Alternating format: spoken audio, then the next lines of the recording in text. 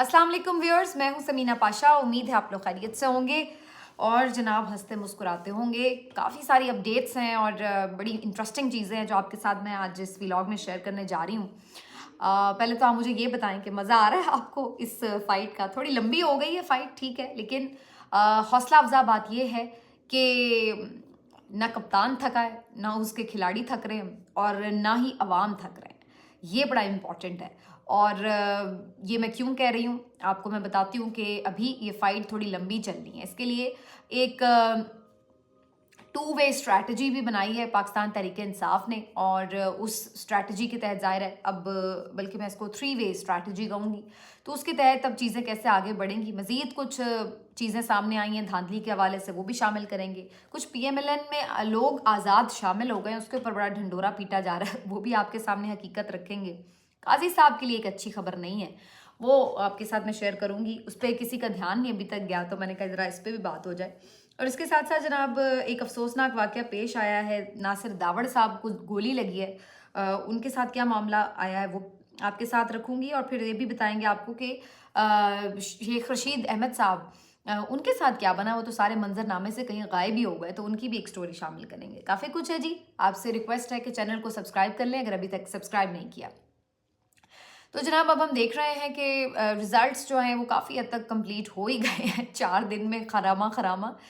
और ज़ाहिर है ज़्यादातर जो रिज़ल्ट्स हैं उसमें वो कंट्रोवर्शियल हैं। मैं पहले अपने वीलॉग में काफ़ी तफसील से आपको बता चुकी हूँ कि क्या क्लेम्स हैं PTI के और कितने ऐसे रिज़ल्ट्स हैं जिनके कंप्लीट फॉर्म 45 उनके पास मौजूद हैं, और उनको लेकर के बहुत सारे तो चैलेंज भी हो चुके हैं। इंटरेस्टिंग बात यह कि मंडे को यानी पीर के रोज़ तकरीबन 20 हलकों के जो मामलात हैं वो लाहौर हाई कोर्ट में सुने जाएंगे और जस्टिस बाकिर अली नजफी साहब ये मामलात सुनेंगे। तो काफ़ी इंटरेस्टिंग होगा वहाँ पर ये देखना कि इतने सॉलिड प्रूफ्स के साथ कैसे इन सीटों को लटकाया जाता है या इन्हें वापस नहीं किया जाता।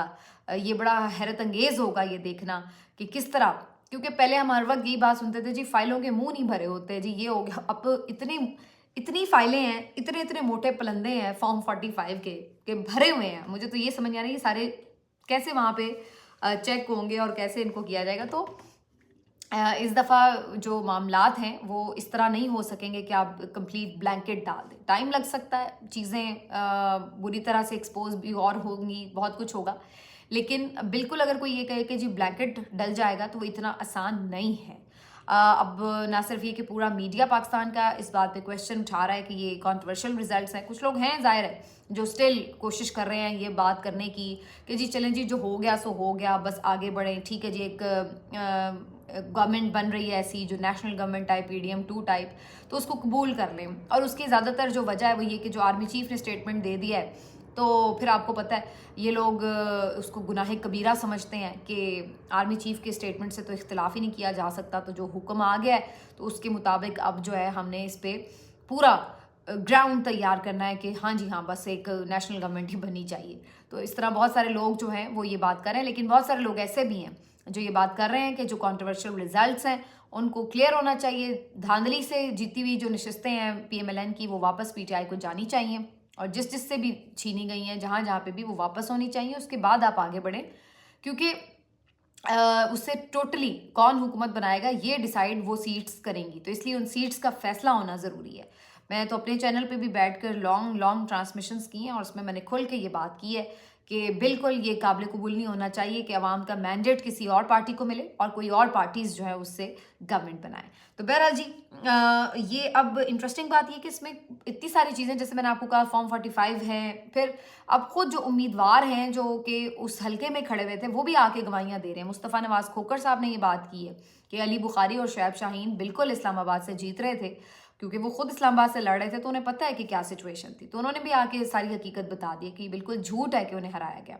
इसी तरीके से महमूद खान अचकजई साहब जो हैं उन्होंने भी वाज़ेह तौर पर ये कहा है कि जो PTI के कैंडिडेट थे वो जीत रहे थे और उनके साथ ज़्यादती की गई है। हैरत अंगेज़ तौर पर JUIF के मुफ्ती किफ़ायतुल्लाह उन तक ने कह दिया कि मानसरा की सीट पर बिल्कुल PMLN की शिकस्त हुई है और PTI का उम्मीदवार जीता है। تو اسی طرح اور بھی ہمیں آوازیں سننے کو مل رہی ہیں جو کہ کھل کے بات کر رہے ہیں. انٹرسٹنگ بات یہ کہ جماعت اسلامی نے پی ٹی آئی کے ساتھ مل کر کراچی میں احتجاج کیا ہے اور انہوں نے یہ بات کی حافظ نعیم الرحمان نے کہ پی ٹی آئی کا بھی کیس ہم لڑیں گے, ایسا نہیں ہے کہ ہم صرف اپنا کیس لڑیں گے. تو جس کا جو مینڈیٹ ہے اسے ملنا چاہیے, بے شرمی سے یہ نہیں ہے کہ آپ سارا کا سارا مینڈیٹ چوری کر کے ادھر ادھر بانٹ دیں. کوئی ایک آدھی سیٹ کانٹروورسل ہوتی ہے تو آپ کہہ دیتے ہیں کہ چلو یار اس سے کوئی اوور آل حکومت سازی پہ فرق نہیں پڑا, لیکن اس طرح تو ٹوٹل آپ اٹھا کے ہی گود سے دے دیں, یہ ناقابل قبول ہے اور یہ نہیں ہونا چاہیے. کیونکہ اگر ہم نے یہ روایت سیٹ کر دی ایک دفعہ تو پھر تو اس کا مطلب ہے کہ ہم نے یہ بات مان لی کہ جی چونکہ قبولیت نہیں تھی, چونکہ جی اسٹیبلشمنٹ نہیں چاہتی تھی کہ فلاں پارٹی کو حکومت آئے, عوام جائیں بھاڑ میں, لہٰذا جی یہ نہیں ہوگا. تو میرا خیال ہے کہ اس چیز میں تمام سیاسی جماعتوں کو اپنا کردار ادا کرنا چاہیے. انفیکٹ اس سے ان کا قد بڑھے گا, اس سے لوگ ان کو دیکھیں گے کہ بھائی ٹھیک بات ہے, یہ اس چیز کی طرف آ رہے ہیں کہ مینڈیٹ کا تحفظ ہو اور اس کو عزت ملے, احترام ملے. تو بہرحال یہ جو بڑی پارٹیز ہیں ان سے تو کوئی سوری ٹو سے مجھے جو بینیفیشری پارٹیز ہیں ان سے تو کوئی امید نہیں ہے کہ وہ ایسی کوئی گریس کا مظاہرہ کریں گی. لیکن اب پی ٹی آئی نے بیسکلی 3 طرح کی حکمت عملی بنائی ہے اس کے لیے. پہلی جو حکمت عملی ہے اس کے تحت تو اسٹل کافی احتجاج ہو رہے ہیں مختلف جگہوں پر. آج تلہ گنگ میں بڑا افسوسناک واقعہ ہوا ہے. پہلے میں بتا دوں 3 وے اسٹریٹجی ان کی کیا ہے. ایک تو جی احتجاج کیا جائے گا اور ریزلٹس اپنے حاصل کیے جائیں گے. دوسرا عدالتوں میں جایا جائے گا اور ریزلٹس سے جو مینجڈ ریزلٹس ہیں ان سے جیتی ہوئی جو سیٹیں ہیں پی ایم ایل این کی ان کو واپس لیا جائے گا, یعنی جو پی ٹی آئی کی سیٹس ہیں انہیں واپس لیا جائے گا.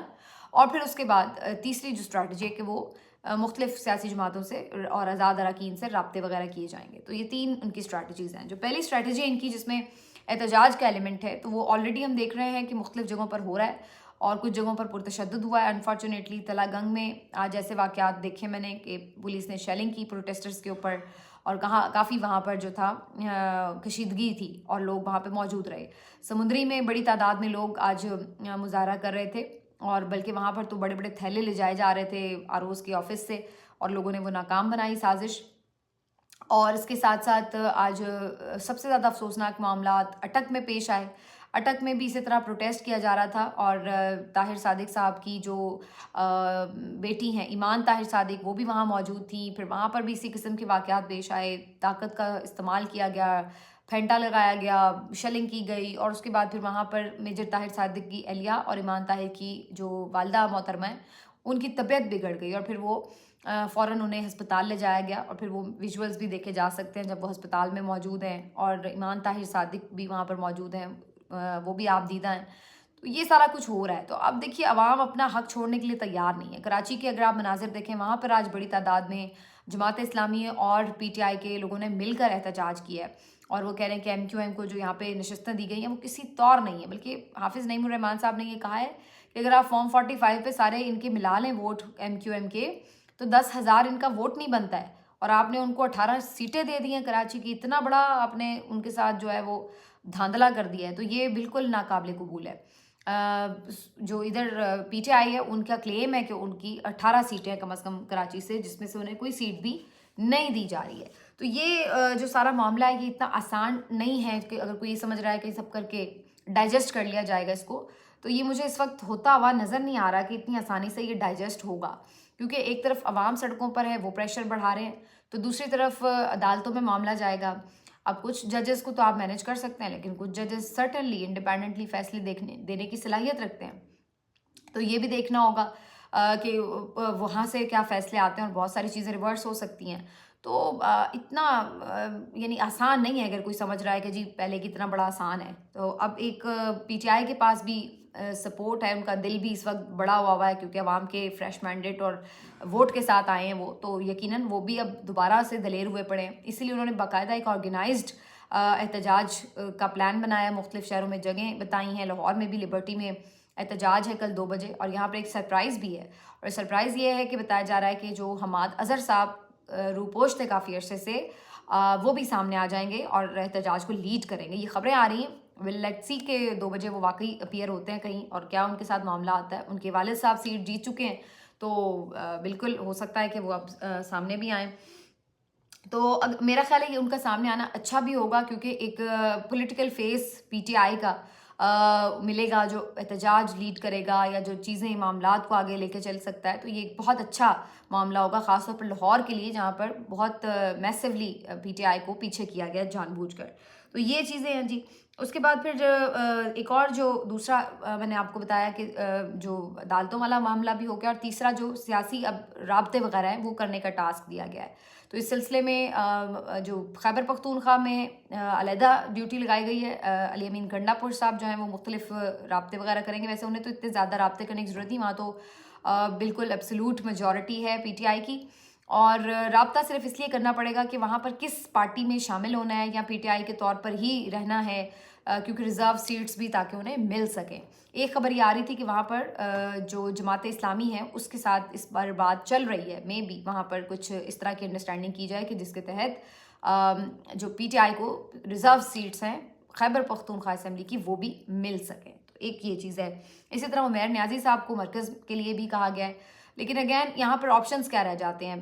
बहुत सारे लोग ये आज बात कर रहे थे, क्योंकि अली ज़फ़र साहब ने कुछ ऐसी बात की थी कि जी अगर बिल्कुल कहीं किसी के साथ भी हुकूमत नहीं बन रही हुई तो अगर देखना पड़ा तो शायद PMLN तो बिल्कुल आउट ऑफ क्वेश्चन है, लेकिन पीपल्स पार्टी को देखना पड़ेगा कि हम उनके साथ क्या वोट दे सकते हैं उन्हें वज़ीर आज़म का या नहीं। तो इस तरह करके उन्होंने कुछ बात की। तो इस पर बहुत सारे लोग कह रहे थे कि जी PTI ने इंदिया दे दिया कि वो पीपल्स पार्टी के साथ मिलकर हुकूमत बना सकते हैं, लेकिन मेरी नज़र में ये बिल्कुल पॉसिबल नहीं है। बेशक हुकूमत किसी की बने ना बने, लेकिन पीपल्स पार्टी के साथ PTI बिल्कुल हुकूमत नहीं बनाएगी, ना उसे मेरा ख्याल है कि बनानी चाहिए। अगर ऐसी कोई सिचुएशन है तो उससे बेहतर ये है कि PTI अपोजिशन में बैठ जाए। उसकी दो वजूहात हैं। पहली वजह तो अगेन ये एक बहुत बड़ा यू टर्न होगा कि जहाँ पर आप इतना सब कुछ बर्दाश्त कर गए, तब तो आपने उनके साथ हाथ ना मिलाया, और अब क्या साफ साफ लगेगा कि जी इक़्तिदार की खातिर आप पीपल्स पार्टी के साथ मिल गए, हालांकि वो सब जुल्म सितम में शामिल थी जो आपके साथ हुआ पिछले 2 सालों में। तो बिल्कुल भी मेरा नहीं ख्याल है कि किसी भी चीज़ पर आप किसी भी वजह से PTI जो है वो पीपल्स पार्टी के साथ गवर्नमेंट बनाए, और मुझे लगता भी नहीं है कि ऐसा होगा, क्योंकि इमरान खान साहब ने भी बड़ा कैटेगोरिकली इसके ऊपर स्टेटमेंट दिया है, और उन्होंने कहा कि बिल्कुल पीपल्स पार्टी के साथ या PMLN दोनों के साथ कोई गवर्नमेंट नहीं बनाई जाएगी। मेरा ख्याल है इवन MQM को भी ये लोग कंसिडर नहीं करेंगे। जमात इस्लामी के साथ शायद बिल्कुल बात हो सकती है, और जो जेन्युइन इंडिपेंडेंट उम्मीदवार हैं उनके साथ भी बात हो सकती है, लेकिन इसके अलावा बड़ा मुश्किल काम है। दूसरी तरफ PMLN ने ये एक ब्लैंड किस्म का नैरेटिव बनाने की नाकाम कोशिश कर रहे हैं कि जी आज़ाद उम्मीदवार तो हमारे साथ शामिल हो रहे हैं, और उसमें उन्होंने 2-3 लोगों की वीडियोस भी लगा दी कि जी फ़लाँ फ़लाँ उम्मीदवार हमारे साथ PMLN में शामिल हो गया। अब इन्होंने बारीक वारदात यहाँ पे ये डाली है कि बताया तासुर ये देने की कोशिश की जा रही है कि जी PTI के जो कैंडिडेट्स हैं वो हों या कोई भी हों, आज़ाद जो भी हैं वो तो हमारे साथ मैसिवली शामिल हो जाएंगे। लेकिन असल कहानी उसमें ये है कि जो 3 उम्मीदवार सिर्फ अभी तक शामिल हुए हैं वो उम्मीदवार PTI बैक्ड कैंडिडेट नहीं थे। वो लोग थे जो कभी PMLN का ही हिस्सा थे, और उन्हें टिकट नहीं मिले तो वो अलग से अलहदा आज़ाद खड़े हो गए, और फिर उसके बाद अब उन्हें दोबारा PMLN में वो शामिल हो रहे हैं या करवाया जा रहा है, जो भी आप कह लें। तो वो बेसिकली उन्हीं के थे, टिकट ना मिलने पर वो आज़ाद जीते, और या एक आध कोई ऐसा होगा जो शायद जेन्युइन आज़ाद हो और कुछ उनके साथ मामला तय कर लिए हों उसने, लेकिन ऐसा नहीं है। अभी तक PTI का एक बंदा नहीं टूटा है। ये बात आप जहन में रखिए कि ये जो तासुर बनाने की कोशिश थी कि जी PTI के सब लोग इधर उधर चले जाएंगे, ऐसा कुछ नहीं हुआ, और अभी तक एक भी किसी PTI के बंदे ने इधर उधर जाने की नहीं बात की, और ना मेरा ख्याल है कि कोई करेगा, और अगर कोई करेगा तो वो इंतहाई कोई दुनिया का बेवकूफ़ तरीन शख्स होगा जिसने अपनी आँखों से परवेज़ खटक, जहांगीर तरीन और मुख्तलिफ जो PTI छोड़ के जाने वाले लोग हैं उनका बुरा हाल देखा है। तो उसके बाद वो क्या अपना सियासी करियर या तो ख़त्म करेगा, या फिर आप समझ लें कि उसको पता है कि वो फिर हल्के में रह नहीं सकेगा। तो ये वाली सिचुएशन है। मेरा नहीं ख्याल है कि कोई ऐसी बेवकूफ़ी करेगा।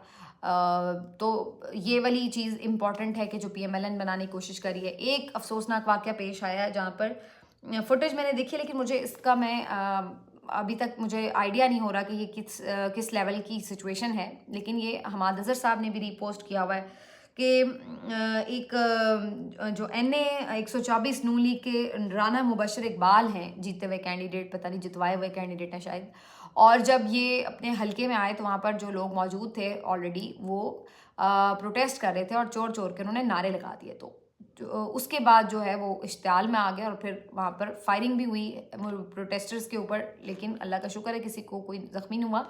لیکن یہ بڑا افسوسناک ہے، اور یہ چیز اب مجھے لگ رہا ہے کہ بڑھ سکتی ہے کہ جب یہ چھینے ہوئے چوری شدہ مینڈیٹ کے ساتھ ادھر ادھر گھومیں گے تو ان کو یہ آوازیں تو پڑیں گی، اور یہ تو یا تو آپ کو یہ برداشت کرنی پڑیں گی، اور یا پھر اپنا مینڈیٹ جو ہے اپنا صحیح والا اس کے اوپر قائم رہے تو وہ بہتر ہے۔ تو یہ والی جو سچویشن ہے یہ اچھی نہیں ہے ملک میں۔ پرامن احتجاج بالکل کرنا چاہیے پی ٹی آئی کو، اور وہ کر بھی رہے ہیں، لیکن دوسری طرف جو ہے اس طرح کی بھی چیزیں ہو رہی ہیں۔ ناصر داوڑ صاحب بھی اسی طرح آج ایک احتجاج میں شامل تھے جی، وہاں پر بھی کچھ فائرنگ کے واقعات ہوئے ہیں، اور اس کے بعد ان کی خون میں لت پت تصویر بھی میں نے دیکھی ہے۔ اللہ ان کو صحت دے، وہ ٹھیک تو ہیں، مطلب جان تو ان کی بچ گئی ہے، لیکن بہرحال وہ زخمی ہیں۔ تو ناصر داوڑ صاحب کے ساتھ بہت سارے اختلافات ہو سکتے ہیں، لیکن بہرحال اس طرح کا جو معاملہ ہے یہ قابل قبول نہیں ہے۔